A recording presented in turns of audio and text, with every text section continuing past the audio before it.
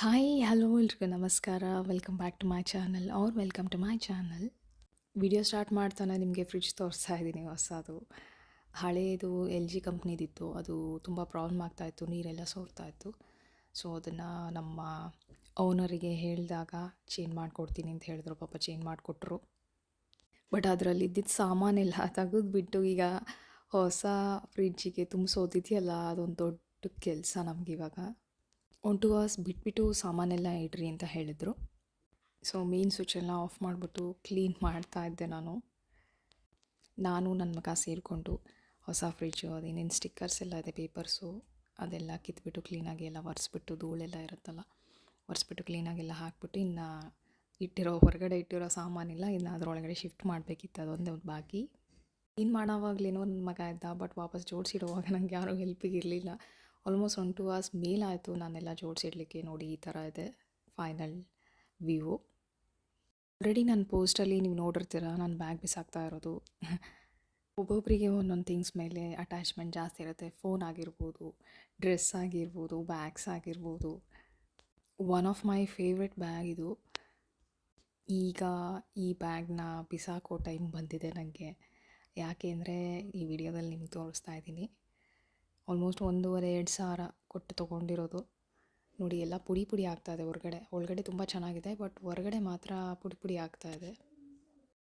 ಯಾಕೆ ಈ ಥರ ಆಯಿತೋ ಗೊತ್ತಿಲ್ಲ, ಬಟ್ ಎಲ್ಲೋ ಒಂದು ಕಡೆ ಈ ಥರ ಉದುರು ಬರ್ತಾಯಿತ್ತು.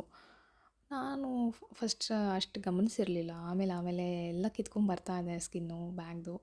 ಸೊ ನೋಡಿ, ಓಕೆ ಇದು ಬ್ಯಾಗು ಇನ್ನು ಹಾಕೊಂಡು ಹೋಗ್ಲಿಕ್ಕೆ ಆಗಲ್ಲ ಅಂದ್ಕೊಂಡು ನೋಡಿ ತೋರಿಸ್ತಾ ಇದ್ದೀನಿ. ಎಲ್ಲ ಕಿತ್ಕೊಂಡು ಬರ್ತಾಯಿದೆ ಆ ಥರ. ಇನ್ನು ಈ ಬ್ಯಾಗ್ ಇಟ್ಕೊಂಡ್ರೂ ಏನು ಪ್ರಯೋಜನ ಇಲ್ಲ ನನಗೆ. ತಗೊಂಡು ಒಂದು 3 ವರ್ಷ ಆಯಿತು ಅನಿಸುತ್ತೆ ಬ್ಯಾಗು. ಬಳಸಿದ್ದು ಕಮ್ಮಿ. ಆದರೆ ಈಗ ಹಾಕಬೇಕಲ್ಲ ಇದನ್ನು, ಅದೇ ಹೊಟ್ಟೆ ಉರಿಯುತ್ತೆ. ಒಂಥರ ಲೆದರ್ ಬ್ಯಾಗ್ ಥರ ಚೆನ್ನಾಗಿತ್ತು, ಕ್ವಾಲಿಟಿ ವೈಸು ಚೆನ್ನಾಗಿತ್ತು ತೊಗೊಳ್ಳುವಾಗ.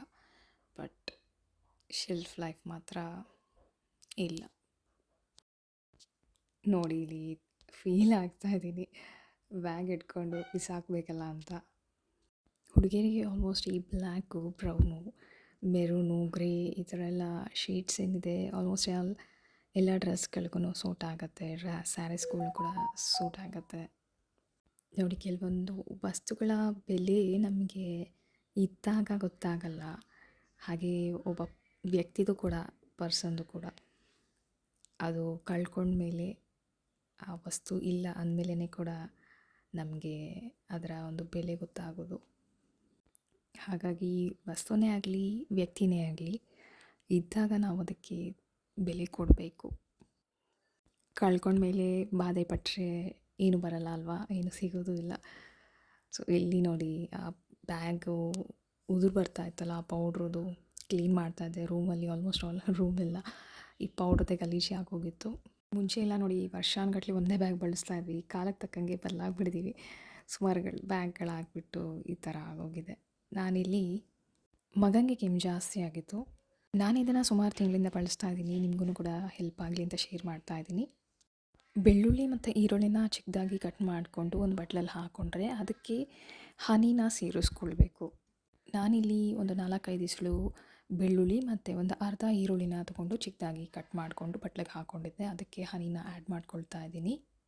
ಇದನ್ನು ಚೆನ್ನಾಗಿ ಕಲಿಸ್ಬಿಟ್ಟು ರಾತ್ರಿ ಎಲ್ಲ ಹಾಗೆ ಬಿಟ್ಬಿಡಬೇಕು ಬಟ್ಲಲ್ಲಿ ಮುಚ್ಚಿ. ಬೆಳಿಗ್ಗೆ ಇದೆಲ್ಲರ ಜೊತೆ ಈರುಳ್ಳಿ ಕಡೆ ರಸ ಬಿಟ್ಕೊಂಡಿರುತ್ತೆ. ಆವಾಗ ನೀವೇನು ಮಾಡಬೇಕು, ಇದನ್ನು ಸೋಸ್ಕೋಬೇಕು. ಸೋಸ್ಕೊಂಡು ರಸ ಮಾತ್ರ ಕುಡಿತಾ ಬಂದರೆ ಆದಷ್ಟು ಬೇಗ ಕೆಮ್ಮು ಕಮ್ಮಿ ಆಗೋಗುತ್ತೆ.